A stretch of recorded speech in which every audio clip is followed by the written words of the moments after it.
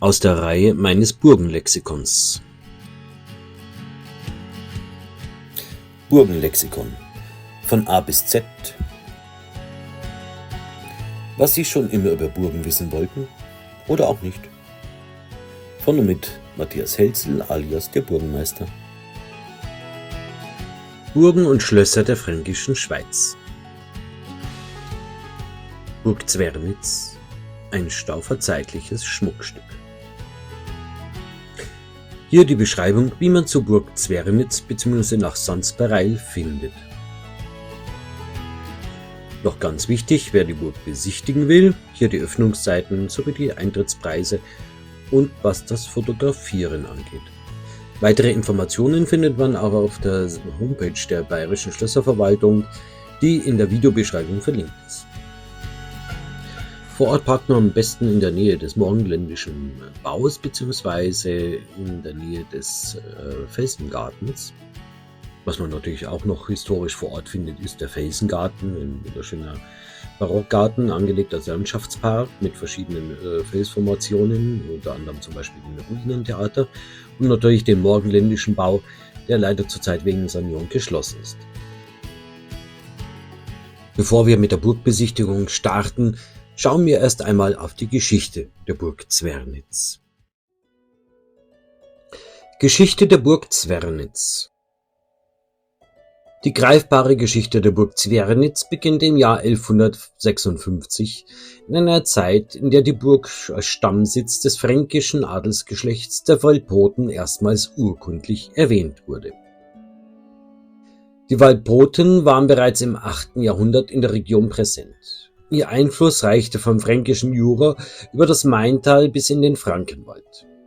Der Name Walpot leitet sich von der Amtsbezeichnung Gewaltbote ab, auf Lateinisch missus comitis, also ein Vertreter des Gaugrafen. Das Bild soll einfach nur dazu dienen, zu zeigen, dass der Walpot ein Amtsadel war und im Sinne sozusagen des Gaugrafen die Ländereien verwaltet. Und rechts das Wappen ist nur spekulativ, weil es keine eindeutige Darstellung des Wappen der Walpoten gibt. Bis ins 13. Jahrhundert führen sie den Namen von Zwernitz, benannt nach ihrer neuen Hauptburg. Doch mit dem Aufstieg der Grafen von Andechs-Meranien, denen große Gebiete rund um Kulmbach zufielen, verloren die Walpoten an Einfluss. Die Amtsbezeichnung wurde zum bloßen Familiennamen. Um 1238 urkundete der letzte Walpote auf der Burg Zwernitz. Nach dessen Aussterben fiel Zwernitz zunächst an die Andechs-Meranier und nach deren Aussterben im Jahr 1248 kam es zu einem Erbstreit, aus dem die Grafen von Orlamünde als neue Besitzer hervorgingen. Bereits 1290 aber verkaufte Graf Hermann von Orlamünde die Burg samt umliegenden Gebiet an seinen Schwager Burggraf Friedrich III. Von Nürnberg aus dem Hause zu Hohenzollern. Spätestens 1380 ist ein burggräfliches Amt auf der Burg nachweisbar. Rechts sehen wir das Wappen des Burggrafenamts oder Burggrafentums Nürnberg. Im Jahr 1430, während der Hussitenkriege, lagerte der Heerführer Andreas Prokop bei der Burg Zwernitz. Um die Brandschatzung des Hochstifts Bambergs zu verhindern, zahlte Burggraf Friedrich IV. Von Nürnberg, zugleich Markgraf von Brandenburg, ein Lösegeld von 12.000 Gulden, eine immense Summe. Infolge dieser Bedrohung wurde auch Burg Zwernitz in das markgräfliche Frühwarnsystem integriert. Über Wachtürme und Bergfriede wurden Rauch- und Feuerzeichen bis zur Plassenburg in Kulmbach weitergegeben. Hier sehen wir nun links schematisch dargestellt die Übergabe der 12.000 Gulden an Andreas Prokop und rechts, wie so ein Frühwarnsystem funktioniert hat, mit Feuerkörben hauptsächlich, aber natürlich auch mit anderen Rauch- und Feuerzeichen, so dass man sich untereinander verständigte, wenn Gefahr drohte. Im Zweiten Markgrafenkrieg 1552 bis 1555 war die Burg erneut im Fokus. 1553 belagert Haug von Parsberg mit Nürnberger Truppen die gerade erst im Stil der Renaissance modernisierte Anlage. Nach 2 Tagen wurde die Burg gestürmt, geplündert und niedergebrannt. Der Wiederaufbau begann erst 1570 in mehreren Etappen. Die schwersten Schäden erlitt Zwernitz jedoch im Dreißigjährigen Krieg. 1632 brannten kaiserliche Truppen Burg und Dorf nieder. 1634 folgte eine zweite Zerstörung. Nur noch 13 Häuser waren bewohnbar, 11 weitere lagen in Trümmern. Dennoch suchten die Menschen weiterhin Schutz hinter den alten staufischen Mauern. In beiden Kriegen brennt die Burg Zwernitz nieder, wie man es hier sieht. Ab 1661 veranlasste Markgraf Christian Ernst von Bayreuth den Wiederaufbau. Die Burg diente fortan als Amtsgebäude und Jagdschloss. Der heute noch sichtbare barocke Dachstuhl entstand 1663. 1732 ließ Markgraf Georg Friedrich Karl nach schweren Sturm- und Blitzschäden durch seinen Hofbaumeister Elias Renz umfassende Ausbesserungsarbeiten vornehmen. Besonders der Bergfried wurde neu vermauert und erhielt seine bis heute sichtbare markante Turmstube. Ein neues Kapitel begann mit Markgräfin Wilhelmine von Brandenburg-Bayreuth, der Schwester Friedrich des Großen. Ab 1745 ließ sie den Felsengarten Sons-Pareil, den morgenländischen Bau und das Ruinentheater errichten. Die alte Walpotenburg wurde instand gesetzt und seit 1764 trägt der Ort den klangvollen Namen Sons-Pareil ohnegleichen. Hier sehen wir nun links Markgräfin Wilhelmine im Jahr 1717, damals war sie noch nicht verheiratet, und rechts ein Prospekt des Felsengartens mit Pavillon und kleinen Teehäuschen und Grotten etc., was dort angelegt war. Nach der Abdankung des letzten Markgrafen Christian Friedrich Karl Alexander von Brandenburg-Ansbach-Bayreuth, genannt Alexander von Brandenburg-Bayreuth, im Jahr 1791 fiel das Markgrafentum an Preußen und ab 1806 war es von französischen Truppen besetzt. Mit dem Übergang an das Königreich Bayern im Jahr 1810 drohte der Burg schließlich der Abriss. Die Vorburg samt Amtshaus wurde abgetragen, Teile des Geländes, darunter das heutige Informationszentrum, wurden verkauft. Rechts sehen wir den letzten Markgrafen Alexander von Brandenburg-Ansbach-Bayreuth. Zum Glück blieb die Kernburg erhalten. 1942 gingen Burg Zwernitz, der Felsengarten und der morgenländische Bau in den Besitz der Bayerischen Schlösserverwaltung über. Heute zeugt die Burg Zwernitz nicht nur von 800 Jahren fränkischer Geschichte, sondern auch von der Bedeutung der Erhaltung historischer Orte. Als Zeugnis, als Denkmal und als Inspiration für die Gegenwart.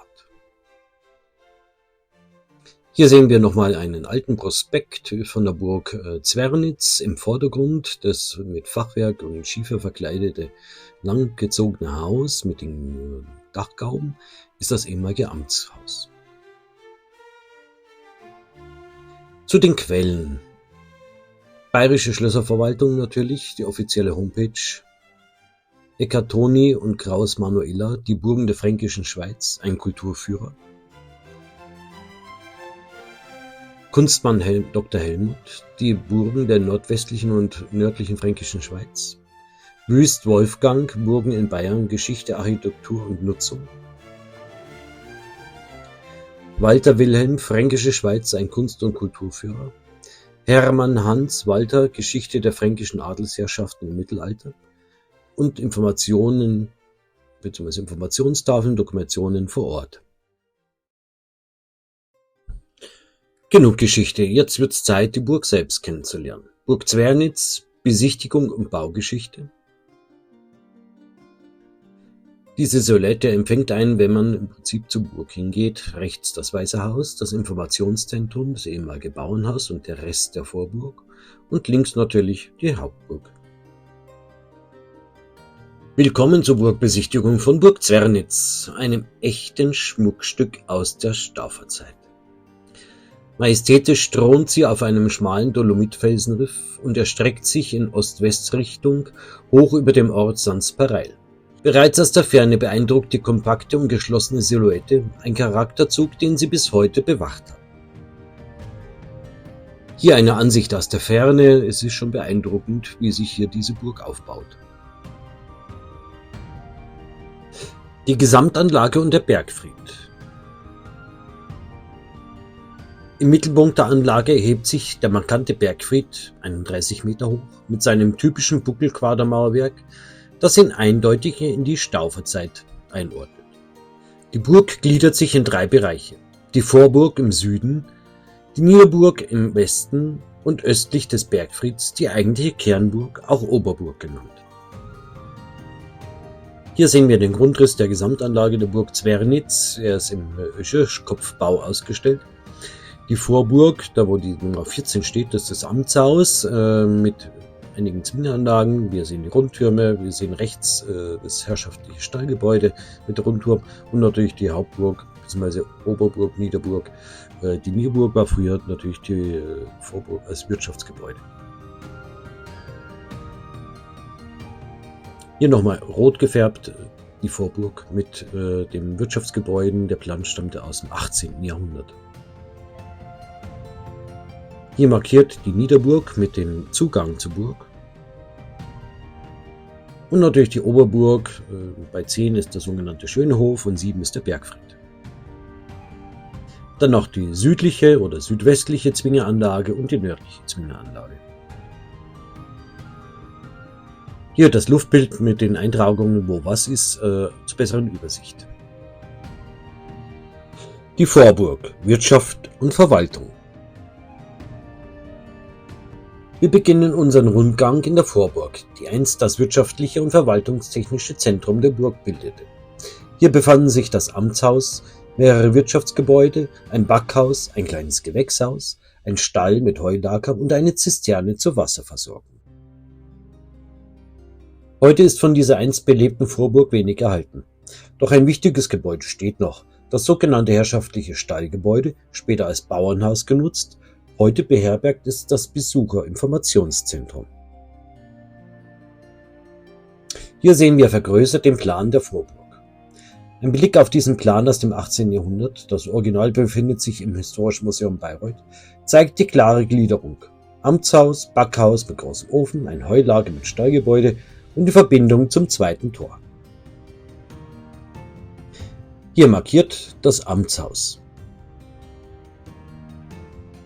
Das Wirtschaftsgebäude mit großer Küche, in der Mitte etwa der Herd und unten anschließend ein Backofen bzw. Backhaus.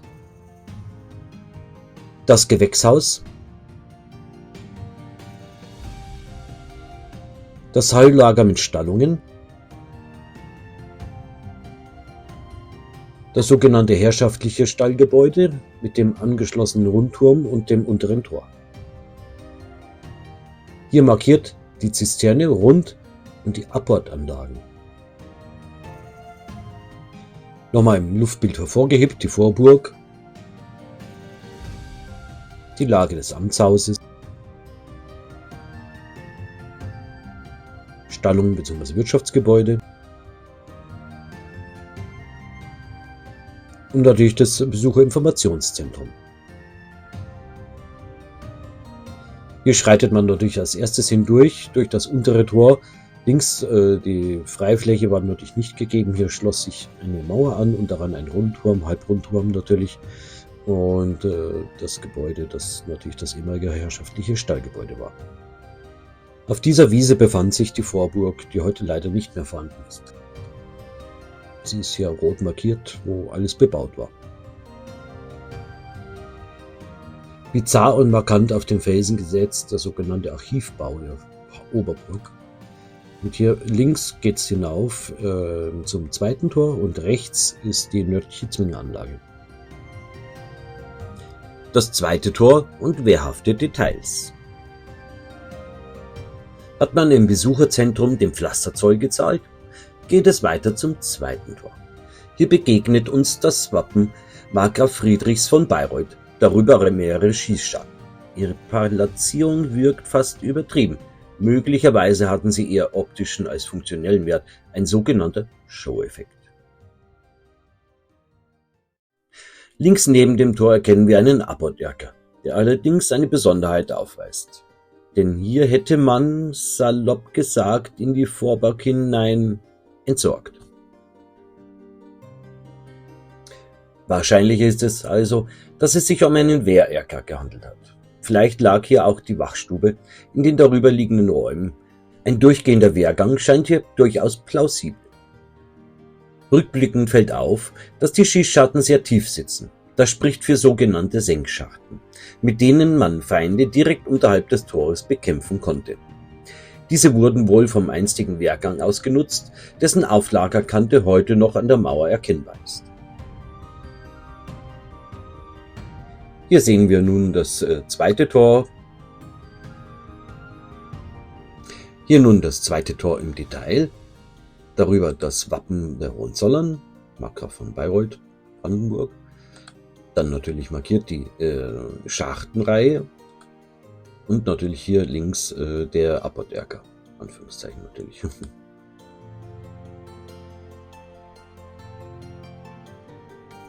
Hier nun die Innenseite des zweiten Tores. Markiert ist hier die Reihe der Schachten von innen und man sieht natürlich hier diese Kante, wo wahrscheinlich Holzbalken auflagen für den hölzernen Wehrgang, der sich dann hinauf bis zum dritten Tor zog.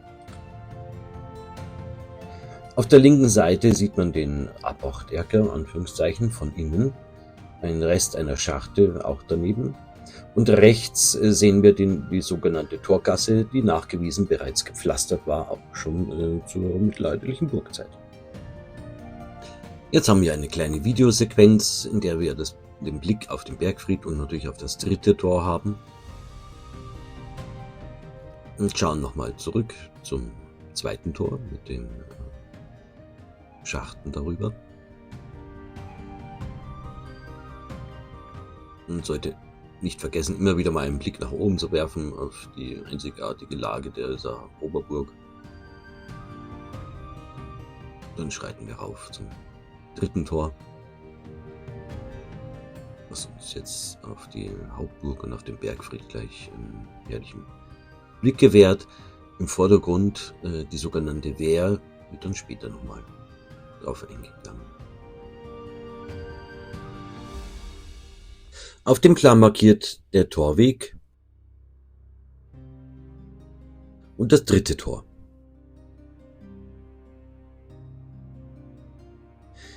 Drittes Tor und der Vorhof. Nach Durchschreiten des dritten Tores stehen wir im Vorhof. Wir erkennen anhand von Kragsteinen die einzigen Wehrgänge entlang der südlichen Mauer. Ein als Kelterhaus oder Kellerhaus bezeichneter Bau markiert den heutigen Durchgang in den nördlichen Zwinger. Hier auf dem Plan markiert der Vorhof mit dem damals noch stehenden vierten Tor. Hier die Ansichten des dritten Tores von außen links und von innen rechts. Hier der Bereich des sogenannten Vorhofes. Markiert sind hier die letzten Kragsteine des ehemaligen Wehrgangs.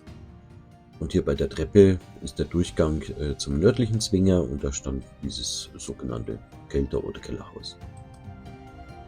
Hier auch nochmal im Plan vermerkt das Kellerhaus. Kapellenhof und Niederburg. Wo sich einst das vierte Tor erhob, heute nur noch in alten Plänen zu finden, betritt man nun den Kapellenhof.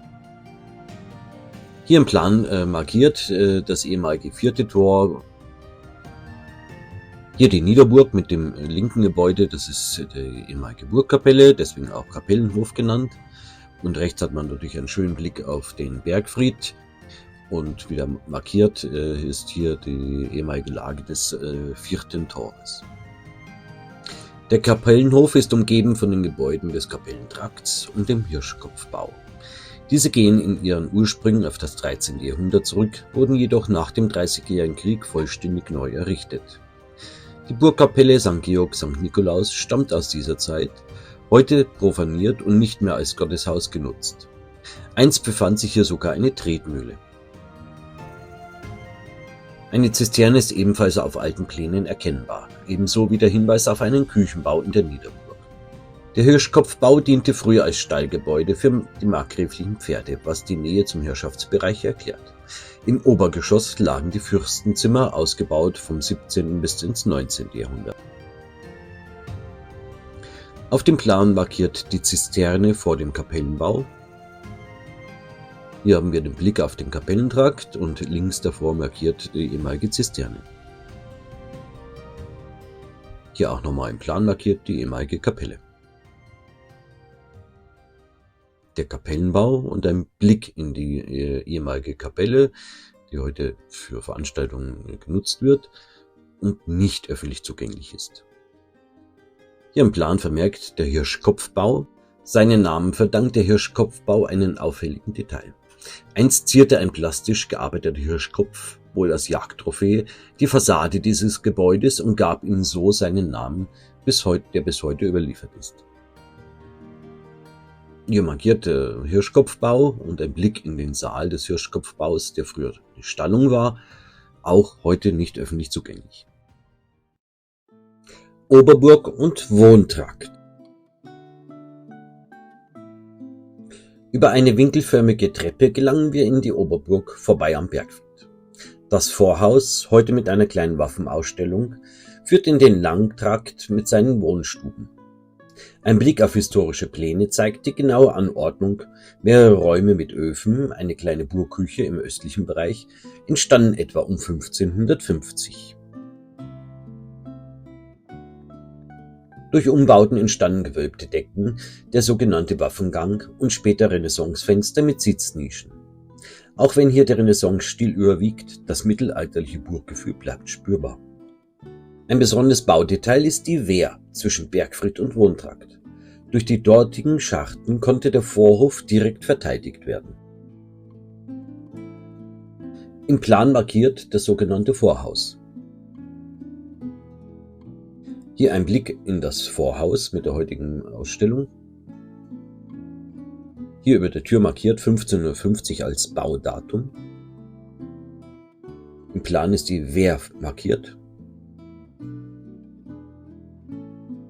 Und hier haben wir den Blick in die Wehr und die Wehr von außen mit diesen Längsschatten. Im Plan markiert nun der sogenannte Waffengang, der 1550 durch die Einwölbung entstanden ist. Ein Blick in den Waffengang mit den schönen Renaissance-Sitznischen und rechts ein von außen beheizbarer Ofen. Im Plan jetzt markiert die Kammern und Stuben des Wohntrakts. Es folgen jetzt einige Blicke in diese Wohnräume, die schöne Gewölbedecken aufweisen.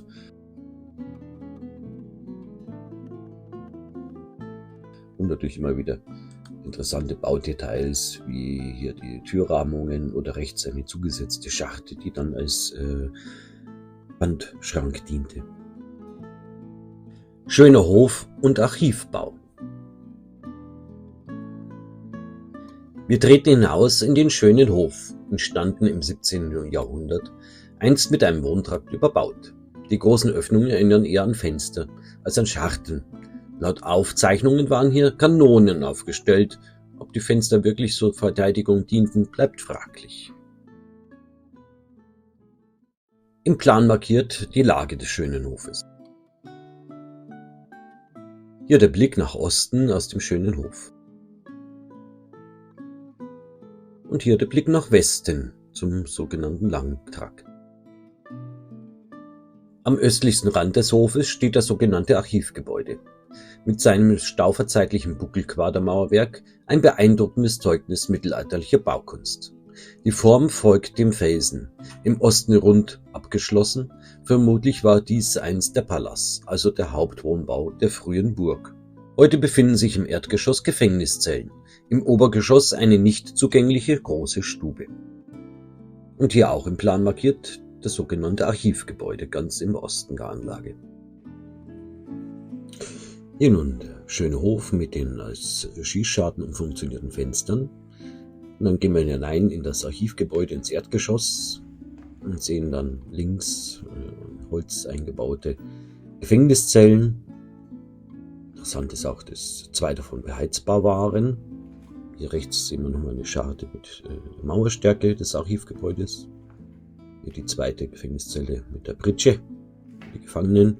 und am Ende eine fensterlose Zelle am östlichen Ende, also an der Rundung sozusagen. Und gehen wir natürlich wieder raus aus dem Archivgebäude und kommen wieder in den schönen Hof. Den Rückweg müssen wir nochmal den Waffengang durchschreiten und werfen hier einfach nochmal einen Blick in die einzelnen Kammern und Stuben, dass wir eine schöne Übersicht nochmal mitnehmen können. Hier ist links der Ofen, der von außen beheizbar war. Hier nochmal das Zimmer, wo auch die sogenannte Wehr zugänglich ist. Und dann kommen wir wieder in das Vorhaus der Jagdausstellung. Und gelangen dann ins Äußere und gehen hinüber zum Hirschkopfbau. Bergfried Verlies, Aussicht. Vom Hirschkopfbau aus führt eine Treppe zum Vorraum mit Waffenausstellung und von hier eine Stiege zum Hocheingang des Bergfrieds. In etwa 7,5 Metern Höhe liegt der Zugang, ursprünglich offen, heute verbaut. Das Mauerwerk des Turmes ist etwa 2,5 Meter stark und immer wieder mit Lichtschlitzen durchbrochen. Und natürlich, eine richtige Burg braucht ein Verlies. Licht an und schon erscheinen die Gerippe im Dunkeln. Zuerst aber müssen wir über die Brücke sozusagen in das Vorhaus wieder gelangen. Wir sehen hier natürlich den Bergfried und die schöne Felsenlage der Burg Zwernitz. Müssen wir in das Dachgeschoss des sogenannten Vorhauses gelangen. Hier ist natürlich die Waffenausstellung, ein paar Rüstungen, ein Zweihänderschwert, Rüstung und eisernen Handschuh für Kinder. Das sind die Halbharnische des 16. Jahrhunderts, Waffen. Freier Blick in das Dachgeschoss aus dem 17. Jahrhundert. Tatsächlich wurden bei Sanierungsarbeiten im 18. Jahrhundert dort im Turm menschliche Überreste entdeckt. Wahrscheinlich Opfer der Kampfhandlungen im Zweiten Markgrafenkrieg von 1553, die hier notdürftig entsorgt wurden. Aber dass es sich beim Untergeschoss des Bergfrieds wirklich um das historische Verlies gehandelt hat, ist eher unwahrscheinlich. Zwernitz war ein Amtssitz der Markgrafen und es ist davon auszugehen, dass hier Gericht gehalten wurde. Also wird es durchaus einen Kerker oder ein Gefängnis gegeben haben. Doch dieser dürfte eher an anderer Stelle der Burg untergebracht gewesen sein, zum Beispiel in einem eigens dafür vorgesehenen Raum innerhalb der Nieder- oder Oberburg. Der Bergfried selbst diente vorrangig als Wehrturm, Signalturm und zuletzt als Aussichtspunkt. Über steile Stiegen gelangen wir in die Turmstube des 18. Jahrhunderts, von der aus man einen großartigen Rundblick über die fränkische Schweiz genießt. Ein gelungener Abschluss dieser eindrucksvollen Burganlage. Vom Vorhaus aus gelangen wir über die erste Stiege zum ehemaligen Hocheingang, hier deutlich zu erkennen, dass auch mal eine Tür angebracht war. Und jetzt steigen wir natürlich mal hinein in die Turm. Hier links die erste Lichtscharte durch das Mauerwerk. Dann haben wir das Eingangsgeschoss. Das heißt dann natürlich zu lesen, das Verlies. Kommen wir der Blick zurück zum Eingangsbereich. Und dann machen wir mal das Licht an und schauen hinunter, was da im Verlies liegt. Uiui, die armen Gerippe. Eng geht's zu im Turm, aber das hat natürlich Sinn und Zweck, dafür sind die Mauern dementsprechend stark. Und hier natürlich mal ein Blick hinaus Richtung morgenländischen Bau vom Turm und von der Turmstube aus. Zum Abschluss. Am besten verlässt man die Burg durch den nördlichen Zwinger. Dort lassen sich noch Mauerreste und Fundamente ehemaliger Gebäude entdecken. Ein Blick zurück zeigt die beeindruckende Felslage, auf der sich Burg Zwernitz erhebt. Ein Zeugnis mittelalterlicher Wehrarchitektur in eindrucksvoller Form. Hier der höhlenartige Eingang bzw. Durchgang in den nördlichen Zwinger. Schon beeindruckend, was hier in den Felsen gehauen wurde. Und hier natürlich der nördliche Zwinger. Ein Blick auf die Burganlage nochmal. Zurück am Besucherzentrum werfen wir noch einmal einen letzten Blick auf die Burg. Ein echtes Schmuckstück der Stauferzeit. Ich hoffe, die Sanierung des morgenländischen Baues schreitet bald voran und wir können auch diesen Teil der Anlage in Zukunft wieder besichtigen. Wir nehmen Abschied von Burg Zwernitz. Zum Abschluss noch einmal ein Schwenk über die schöne Burganlage von Zwernitz. Besonderer Dank. Zum Abschluss möchte ich einen herzlichen Dank an die Bayerische Verwaltung der staatlichen Schlösser, Gärten und Seen richten. Für die Genehmigung zu den Aufnahmen auf Burg Zwernitz sowie die kompetente und überaus freundliche Führung durch die Anlage. Solche Einblicke in unsere Bau- und Kulturgeschichte wären ohne diese Unterstützung nicht möglich. Vielen Dank, auch im Namen aller Geschichtsfreunde. Matthias Helzel, der Burgenmeister. Danke, dass Sie dabei waren. Ich hoffe, Sie konnten ein Stück Burgengeschichte, Burgenwissen mitnehmen. Ihr Matthias Helzel alias der Burgenmeister. Und nicht vergessen, abonnieren und liken ist kostenlos.